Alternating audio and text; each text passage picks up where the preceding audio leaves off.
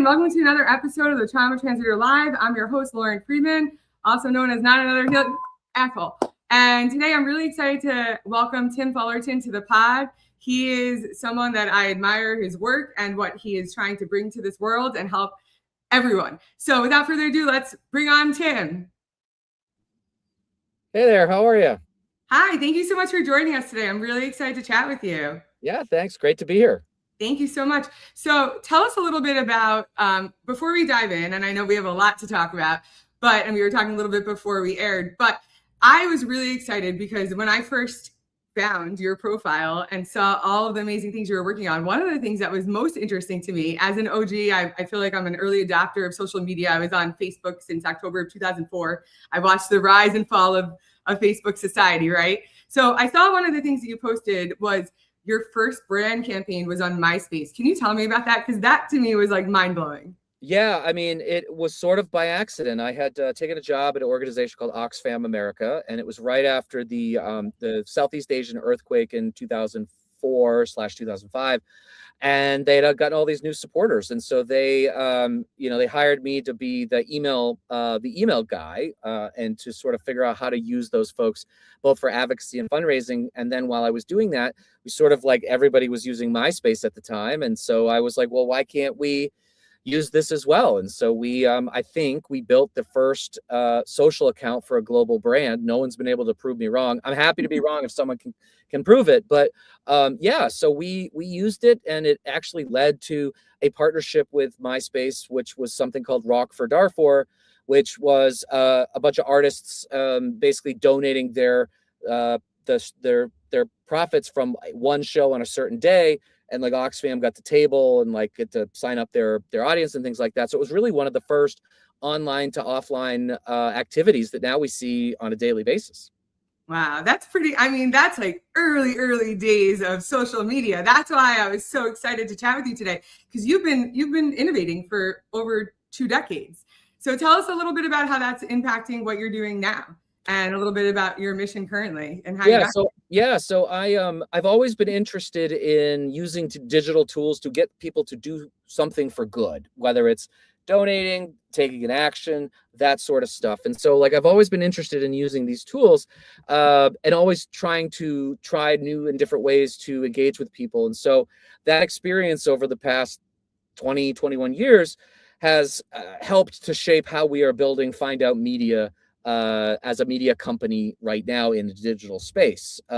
So, it's very helpful to have all of those experiences and knowing what works and what doesn't to help make more educated guesses on what will work moving forward. So it's been a very, very helpful to me, and it's really foundational to everything I do now. Yeah, no, I mean, I agree. I mean, your trajectory is something that not a lot of people can share, right? Like I thought I had a prolific and volatile career, but you've had a prolific career. Tell us a little bit about how you got here and what your inspiration is for Find Out Media. And just before you do that, one of my questions is, and I'm sure this isn't the answer, but is it fuck around and find out? Yes, that is essentially how we came up with that, and we essentially effed around in November of 24, and now all of us are finding out the consequences of doing that. And so that is why we named the show and the company what we did, because we want to be very clear that we're educating people on the disaster that we are seeing in this administration and how it's hurting millions of people, and also then showing people a better path. But I mean, I think from your first question about the experience, it's very much from, I worked in progressive nonprofits and political campaigns, so I have a baseline of understanding of what motivates people, the types of approaches like short form versus long form, or a mixture of both. How to write catchy headlines and how to get people's attention in 3 seconds, which is all very, very important in a digital age. So in a sense, some of these tools are also almost hearkening back to some of the early days, as far as like we have our own social media app called Find Out Social, which doesn't have an algorithm in it, and you can post things without being suppressed. And so there's some of those things are starting to come back. So it's useful to be able to go back a couple years and remember what was working then to apply it to these new tools that are coming out today. Yeah, I mean, I couldn't agree more, by the way. The reason I went into advertising was because I thought I was going to be a copywriter. I always did all the slogans for all the bar and bat mitzvahs growing up, and I thought that's what I was going to do. But I ended up going into technology first, and that's what ended up driving the world, right? And I used my copywriting skills to just win new business in a highly competitive ecosystem. So when you think about the 3 seconds, right, like that attention span is real. When I was at Oracle, we were looking at attention metrics. And at the time when I was interviewing, there was a whole talk tracker on for 7 seconds. It is not 7 seconds. No. It's 3 seconds. So, and where do you see these days? Because I think a lot of people could really be could find this valuable, especially creators. And like, you should offer classes, honestly, when you think about short form, long form, because when you think about, like, one of the things I've been doing is I've been playing around with the algorithm on Instagram specifically, and like posting more than once a day. Like we talked about flooding the zone before, but posting more than once a day isn't always a good thing for distribution. So when you're thinking about that from what you're doing, right, you already have a platform. How would you advise people to use that understanding right now? Yeah, I mean, I think the thing that has been true from the first day of start doing this to today is finding your unique angle on a particular story or a particular area or interest area, and really giving people something of value. You know, you are asking people to stop scrolling, which people are hours and hours of scrolling. So how do you get somebody to just go like that? You have to be very creative, and you have to give people a reason. They're not going to just watch you because you made it. So you have to come up with something. And like, I think for Find Out, it is very much a unique angle on, the political topics of today, with a mix of people who have done the political thing, like myself and some of my co-hosts who have had regular jobs before and not had that same experience. And so we have a very unique perspective. And also, frankly, not a lot of white guys like me talk about progressive issues. And so we know part of the whole game is also showing people that there are other people who look and sound like them on this side. And that works for politics, or it works for B2B or B2C businesses as well. You have to give people a reason to watch. I couldn't agree more. We were literally just talking about that exact topic. I also have a very unique POV. My background's also very unique, and I agree with that. And when I talk to people too, they're like, it's not like a blonde white girl that says what I'm talking about, right? Because normally people like you and I don't care about those issues unless we're incentivized to do so, right? If there's something in it for us. So I think that is really a unique platform and a unique positioning for what you're doing. Can you talk a little bit about some of the things that you're focused on Find Out? Yes. So really, we're trying to do a couple things. One, build a community and let people know that there are like-minded folks like them all across the country. We get notes from people in very deep red areas like Oklahoma and Nebraska, and they say, I thought I was all alone. And I think it's very isolating for folks to be in these areas. And so we gave them a community and a sense of purpose and an understanding that they're not alone. In fact, more of the country agrees with them than doesn't. It just happens to be where they live. It's not that reality. So making people feel like their voice is being heard, and giving them a place where they can talk to like-minded people is an incredibly powerful thing. And if you can pull it off, again, whether it's politics or it's a business, like a brand, that is the thing everybody strives for, is people who are totally bought in and essentially are waiting for you to activate them in one way or another.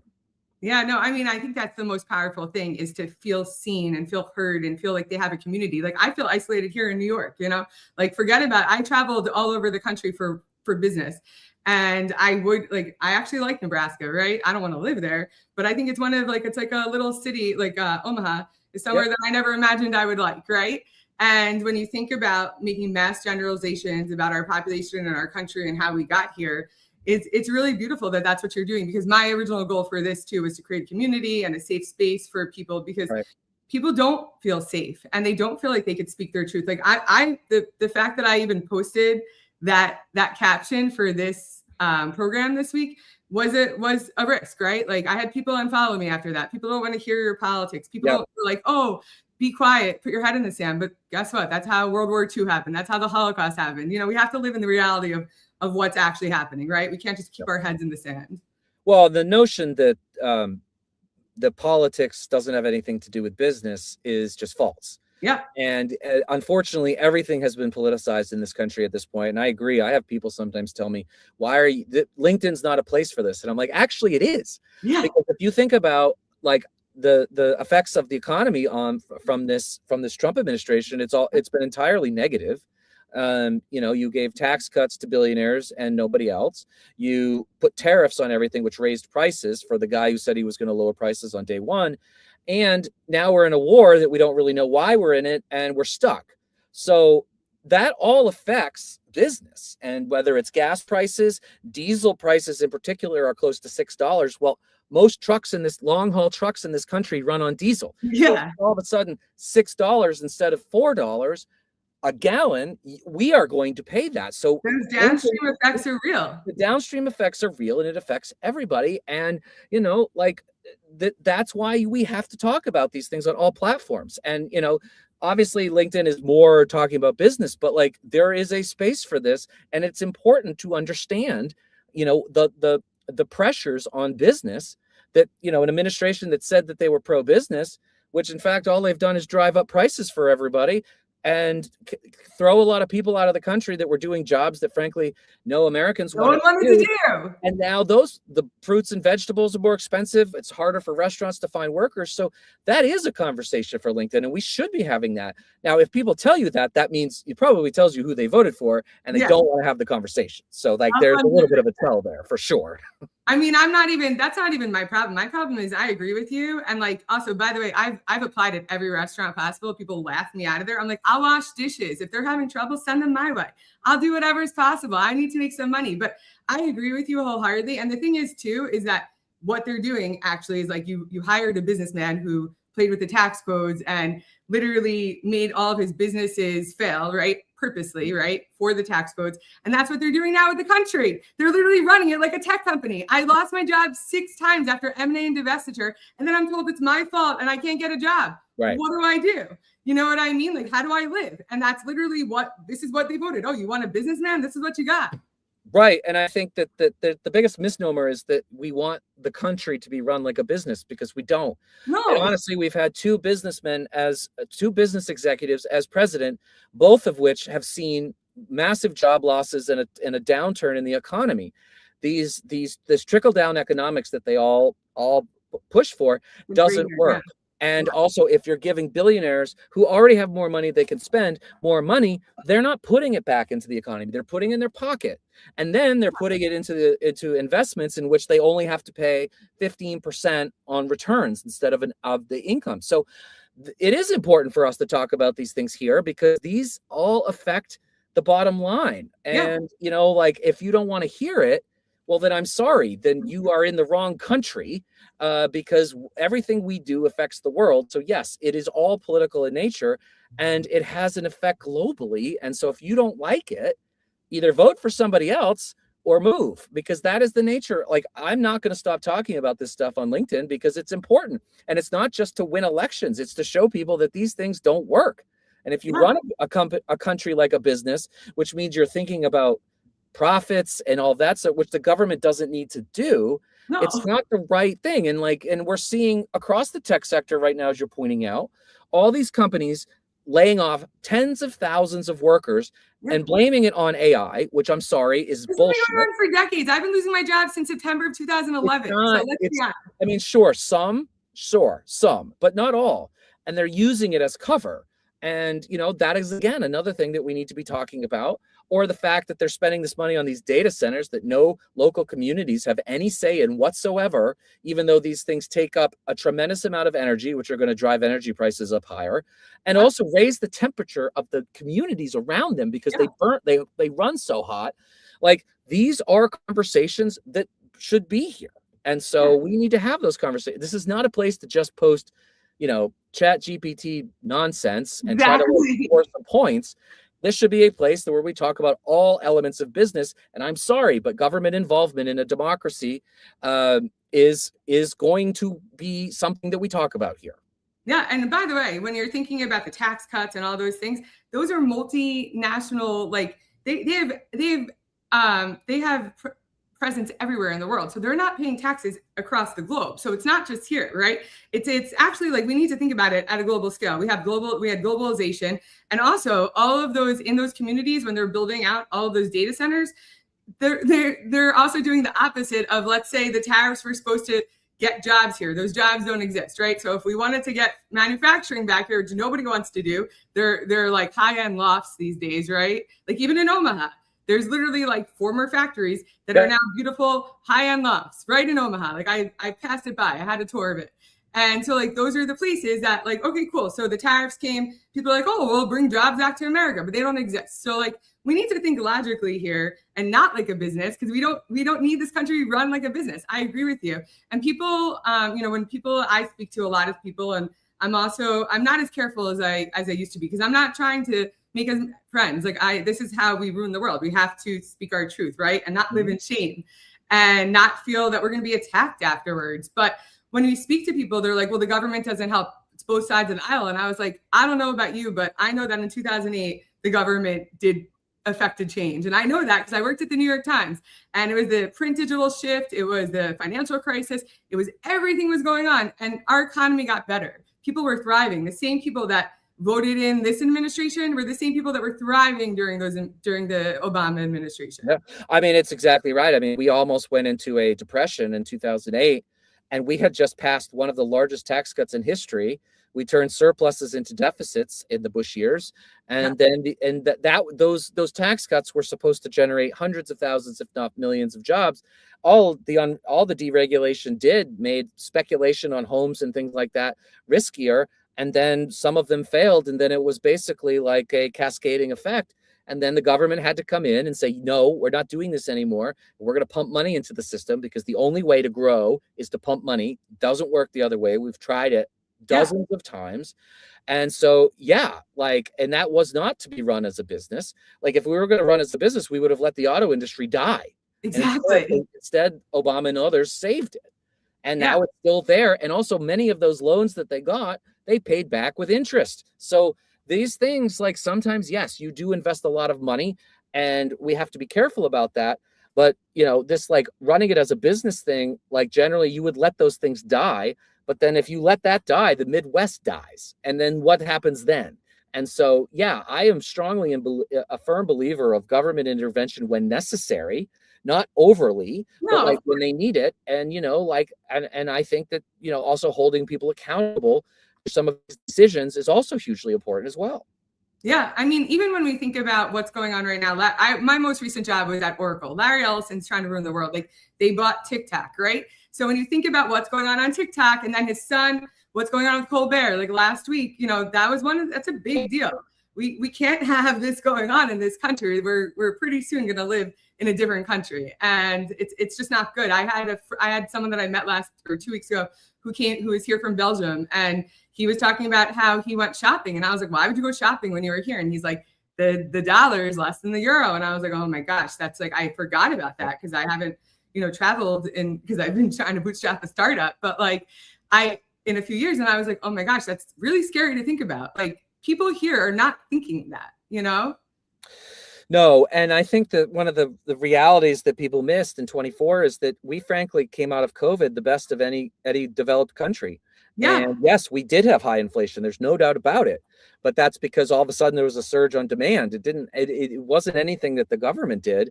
And then, prices went up because things had been deflated for so much, because people weren't traveling, people weren't leaving their homes, they weren't doing anything. And then all of a sudden there's this surge. So, there was an article, actually it was a cover in The Economist, I think it's September of 2024, that said the U.S. economy was the envy of the world. It was, though, 100%. I read that article too. Not even 2 years ago. Do you think that anybody says that now? And the answer is no. And there were no situations that we couldn't avoid. All of our mess is self-inflicted with tariffs and wars and this tax cut that really didn't help anybody but billionaires, and cutting Medicaid and Medicare, and kicking people off of food assistance. And it's just, we did it to ourselves. And now inflation is starting to go back up because we made things more expensive deliberately. 100%. But the other part of that is that people, like I had people that voted for the other candidate, or for Biden in 2020, and then they're like, I was doing better under the previous administration. I was like, the stock market isn't the economy. It's one component of the economy. It's not the whole economy. So when you think about, we need to educate people about what is the economy, how can we affect change, right? And how is it personal to them, right? Because what is going to help them? Because no one cares about other people. They really just don't. That's just the reality. Yeah. And it's, there's so much to unpack there. Yeah. We could have a series on this. But I think that, this is something we've thought about at Find Out Media, is actually developing a financial show that isn't about the Dow being at 50,000, because what the hell does that mean? Yeah, what does it mean? About, and where, looking at the jobs numbers and seeing where there's growth. And frankly, some of this data center development is masking weakness of the economy because they're spending so much money on these things right now. But private sector jobs have not been growing at any sort of pace that can keep up with what you would need to continue to so it's really frustrating. But that's part of the reason why we have started building what we're building, is to push back on those narratives and say, no, the Dow being at 50,000 doesn't have anything to do with a guy with him and his wife have two middle class jobs and two kids. They don't care that that's at 50,000. It doesn't affect them at all. But tariffs that have cost the average American $1,700 or more, that hits the bottom line, and we need to be talking about that stuff more. And gas prices. Let's forget about tariffs. $1,700 doesn't even sound that much, right? But when you think about gas prices, something that affects every single person every single day, even tomatoes. I live in New Jersey. Tomatoes were so bad last summer because of all of the things going on that I couldn't even eat tomatoes. So let's think about what's going on at a grassroots level, right? Which has been your whole premise of your existence, and then and then expanding upon that. Because that's where people understand it. And you're right. I think the Dow thing, people don't get unless they have money in it. And most people in this country don't. The reality is that they just don't. And we can't be looking at who has money in these markets when we need to worry about who has healthcare, who has food on the table. Right. We have the ability to even let people have jobs. Like you were saying, those job growth numbers, first of all, are not even real. None of the numbers that are coming out of this administration are real. They're all masked. Everything isn't real. So when we think about a baseline for truth, what is the truth, And I think that Find Out Media is really where it's at. Now, are you going to be collaborating with the Midas Touch people and all those YouTubers?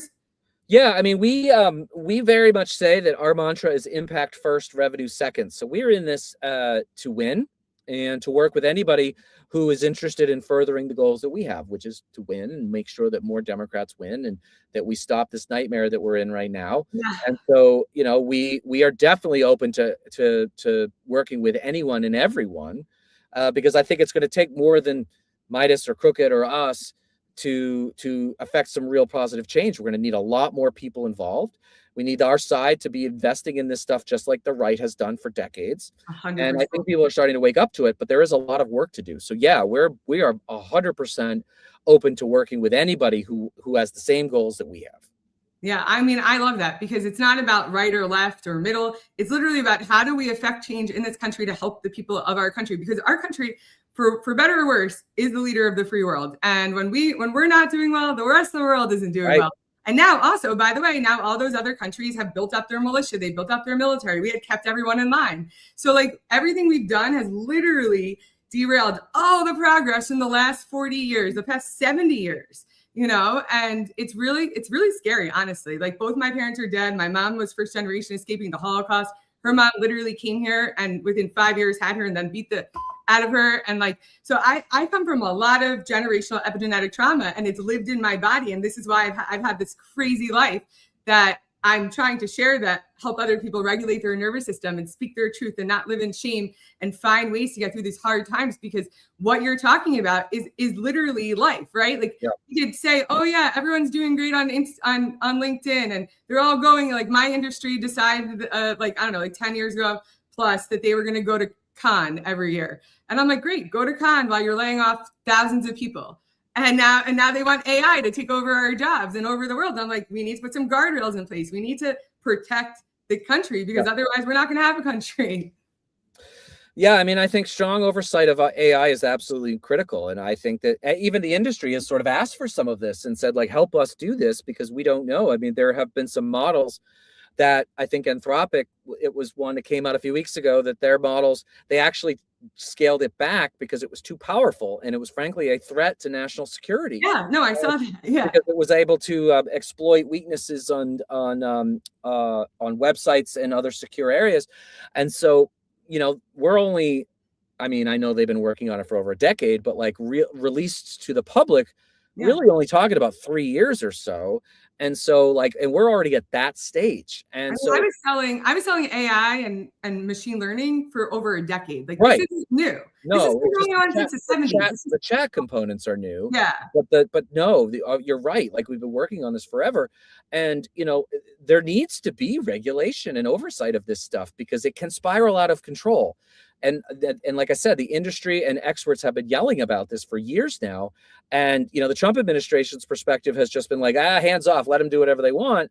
And like, that is a very dangerous road to go down. And we need serious regulations and reforms and putting up guardrails so that, it's not doing dangerous things or anything, like making sure that, it doesn't hallucinate and make up shit, which it does.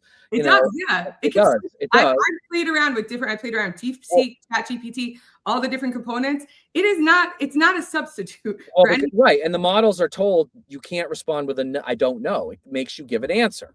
So, there are things that need to be done to regulate that. And I hope that, with the very likely switch of power in the House and maybe even in the Senate, there can be some, negotiations with Trump about putting some real guardrails around here. And then when we have a Democratic president in 28, really getting serious about this reform, because you're right. Otherwise, it's a wild, wild west, and it can, it can do a lot of good things, but it can also do a lot of bad and damaging things as well.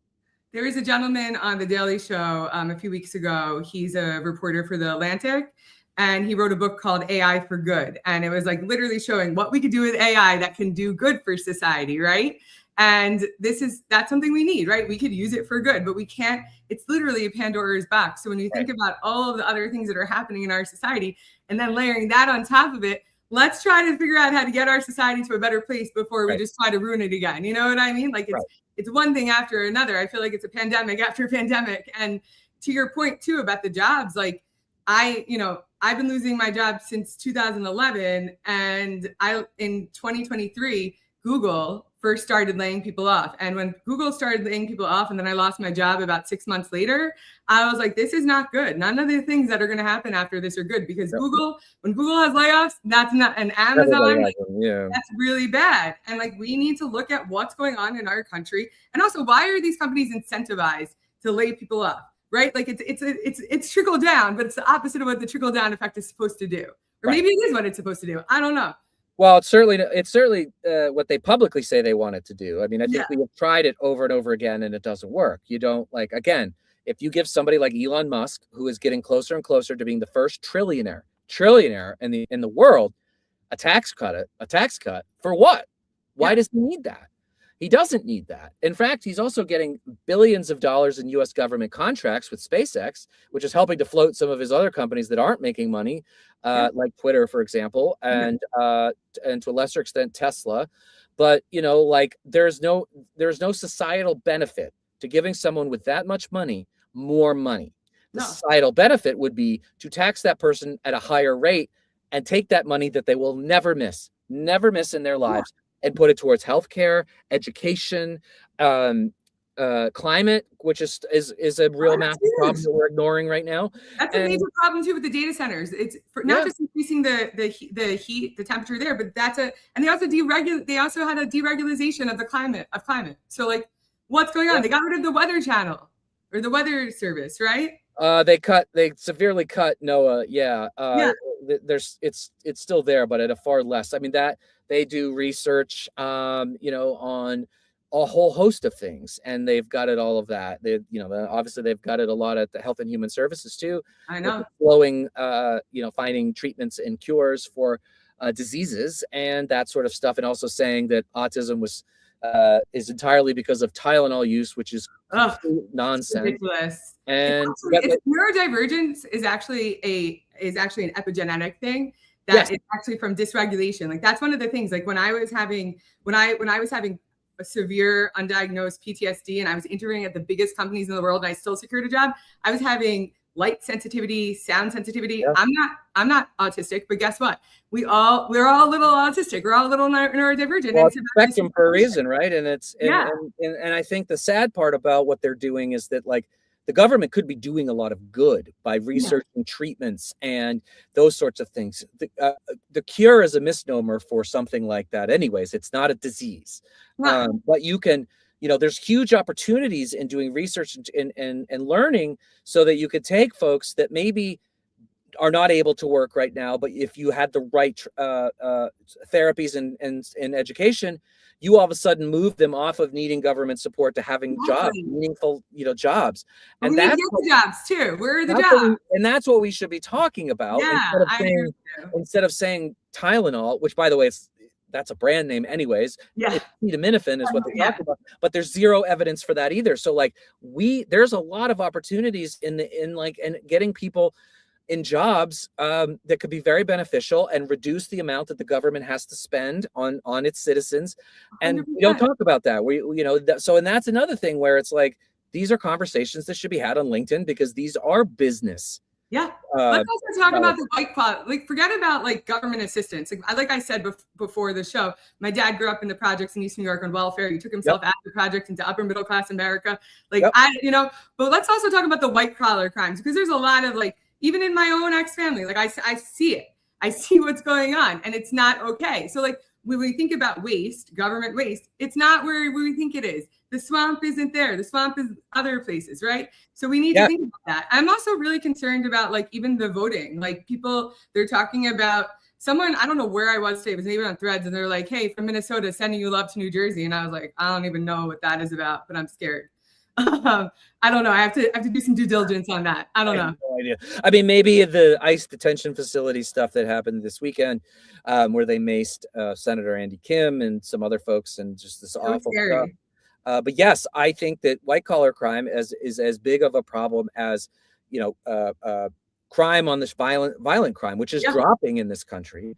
But like white collar crime and the amount of grift that is going on in this administration. I mean, Donald Trump's sons are running a drone company of which they're trying to get government contracts, and like it's just preposterous. Or they want to create this website where you can sell guns online without having to do a background check in public or something like, or at a dealer.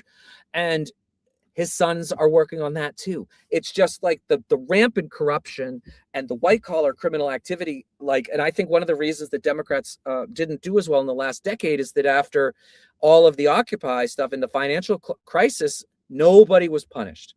Yeah. And that was a huge problem. And Democrats need to get serious about holding white collar criminals accountable because they are destroying lives. Yeah. Just as much as a violent criminal does as well. It's actually worse because it's hidden, it's secret. Right. No one's getting killed in plain sight. But the thing is that in the previous administration, his son shouldn't even be involved. You can't just bring your kids to work. Right? Why are they going to China? Like why is his son-in-law trying to negotiate with Iran? Like we need to think like what is happening in this country and how do we get to a place of sanity? And the only way that I know how to do that is through nervous system regulation. That's actually how we solve crime. That's how we solve all of these major health issues from a public policy standpoint is nervous system regulation, because we could actually reverse illness, reverse chronic conditions, reduce healthcare costs, reduce healthcare premiums. If there was obviously a combined effort, right? Like we can't just do it in silo. You can't just do it on Instagram or on YouTube or wherever. But if we had an actual government behind us and said, hey, our health and senior services, if he wasn't so concerned about whatever nonsense he's talking about today, let's actually do something about what's actually happening. Because he's obviously crazy, but like there is some good in there. Like you just have to parse it out, right? You might not get me to say that. Right? Well, I'm not saying there's good. I'm not saying I'm a fan of him. I'm just saying I understand. There are parts, right? Eat whole foods. That's good for you. Sure, yes. I mean, he doesn't do that, but yes, I mean, I think that he's not tanning all the time. McDonald's all the time, but no, I mean, I think, but the truth of the matter is that I'm an RFK Jr. by the way, not Trump. Oh yeah, I don't like him either. But anyways, but yes, but like, you know, the challenge that we face now is that we have very complex issues that we are trying to deal with, and we basically are in a society now where people are getting their information in 30, 60, or 90-second bites. I Yeah. don't know how to tell you why or how important having universal health care would be, not only for the health of the people in this country, but also as possibly the largest economic stimulus package that this country has ever seen. If you all of a sudden tell people they don't need to stay in their shitty jobs to have health care and they can go start their own thing, their dream project or whatever. We don't talk like that. So we have to find a way to explain this in a way that's not just like healthcare is a human right, or we need to end corruption. It's like, well, what are you going to do? What does that mean? Yeah, Right? exactly. Like what does that mean? And so What we the have, and aspirational. that's why we had a whole conversation on today's show about today's show, not the Today Show, but like the today's show about how a universal health care plan would work, and how it would be actually a tax cut for businesses, because they are currently paying 72% of the healthcare costs in this country. They would go to zero. And you know, there's a whole host of things, but like it requires a deeper conversation. You can't just say it in 30 seconds. And so that is a challenge when you're trying to do something that requires explanation. The other side is saying like there are death panels, or they're going to kill you, or like all these things. Yeah. It's hard to fight that. And so I think that is part of the challenge in this information ecosystem that we have right now, that we have struggled, I think, to tell people, you know, the benefits of a lot of these things that are really complex, and frankly people don't have a lot of time in their day to spend to figure it out. And they're not educated enough to even know any better, right? Because we haven't educated our citizens on realities, right? So there's a lot of downstream effects. And I agree with you. I mean, I've also heard the counter argument to that is like, there won't be innovation. But guess what? There's still privatized like healthcare stuff. Like I go, all my stuff is at a network. So like if I, you know, like most of it is at a network. I would argue that there will be more innovation, because what will happen is that people will not stay in jobs that they're staying in solely so that their family can have health insurance. And if they don't need to do that anymore, and they can go do the thing that they want to do because they've got the support of knowing like they don't have to worry about the health care, those are small businesses that are created. Most jobs in this country are created by small businesses. I was lucky. My wife has great health insurance. So before this job, I had a digital marketing agency for a brief period of time. I hired like 5 people. Yeah. But I would never have done that if my wife didn't have health insurance. I would have had to go get a regular job, and then I wouldn't be sitting here because I wouldn't be doing this job. That's exactly how I ended up in this, because my ex-husband couldn't provide health insurance, and I could have done this 10 years ago or whatever. Yep. And I would have been more successful when people wanted to support me. Right. And then when I was thrown into it, now the state of New Jersey got rid of my health insurance. I don't know what to do. Like, it's really bad. And I agree with you. Like, there's a lot of trickle down effects. The only argument I have to say to that is, you know, if we say everybody could be an entrepreneur, then who are we selling to? Because where are we going to make money, right? Like, we still need some people to have money, because that's kind of what's for sure. I mean, I don't think it would end large businesses, for sure.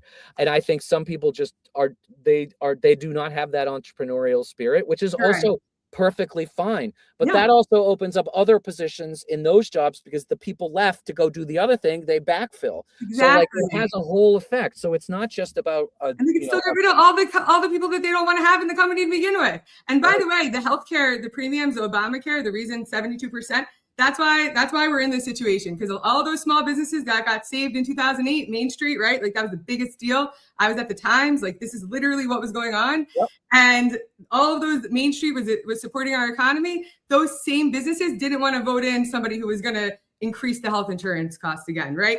That's where the pendulum swung. So it's like, it's been a nightmare to live in this country, honestly. So I'm happy that you're doing something to help people. Well, thank you. Yeah, and it's good to do something that I think has a positive effect on society. At least we are trying to do. Yeah. And like I said, like, we get messages from people in these rarely read spots, and they are, you know, they feel alone, and we give them a sense of community. And you know, I think that eventually over time that starts to spread to more and more people, and especially now that so many people are disillusioned with what this administration has done. I mean, they're polling in the mid to lower 30s, which is some of the worst polling for a president in history. Since polling, actually, in 1950. Since polling. It's really bad. So this is a unique opportunity to grab some more people and explain to them and show them, look, there is a space for you over here. We are not these, like, I don't know, like living in a tree, lefty hippie people. Like, I know. I am running a business. You are running a business. Like, and I truly believe that the policies of the left are better for business than the policies of the right. And we have seen it over and over again, except in this country, we sort of figure out lower taxes means more success, which is not, unless you are uber wealthy. Like, again, why does Elon Musk or Jeff Bezos need a tax cut when those guys are going to both, before they die, be trillionaires? Yeah. So it's like, it's very obvious, but I don't think we've gone on offense to really push that. It's like, you know, because like Jeff Bezos has a $250 million yacht. He doesn't need a tax cut. No. And he went on TV the other day and said, taxing me more will not solve your problems. That's half right. It will not solve all of the problems, but it will solve some. Yeah. I mean, the money has to come from somewhere, and we need to solve these problems. So I'm really grateful that you started this platform. I'm so happy that you're on the show and you had the opportunity to tell everyone what you're doing. Where can everyone find you? How can they get involved? And share a little bit about that, please. Yeah. So for me, it's very easy. It's just my name, at Tim Fullerton, at pretty much every platform. I mostly am using Threads, LinkedIn. I do use YouTube, Instagram, and TikTok. And then for Find Out Media, you can either go to wearefindout.com, or, you know, you can search us for Find Out Media on social platforms and you can join us there. I'm so excited to get more involved, and I can't wait I want to see the episode that you just had today. So maybe you can have a link to that in this clip as well, if you don't mind, when you have a moment. Absolutely. Yeah. Thank you again for everything. We can't wait to see what you do next. Great. Thanks for having me. Really appreciate it. Thank you. Well, I hope you all will join us next week. Is our last week. Jesse and I will be having a show together, and then we're going to be moving everything over to the IRL pod on YouTube. So stay tuned. Thank you for joining us, and hope you learned something new today.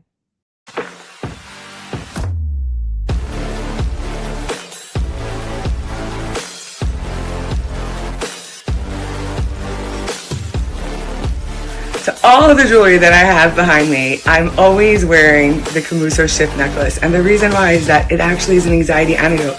It helps you shift into calm in real time. And it's all about the exhale. So what I like to do is do a 4-4-8 breath. 4 seconds in, 4 seconds hold, and 8 seconds on the exhale. And the exhale is where the magic happens. It actually helps reduce your heart rate. It reduces blood pressure in real time, and it helps you breathe into calm. So let's do it together. Inhale for 4.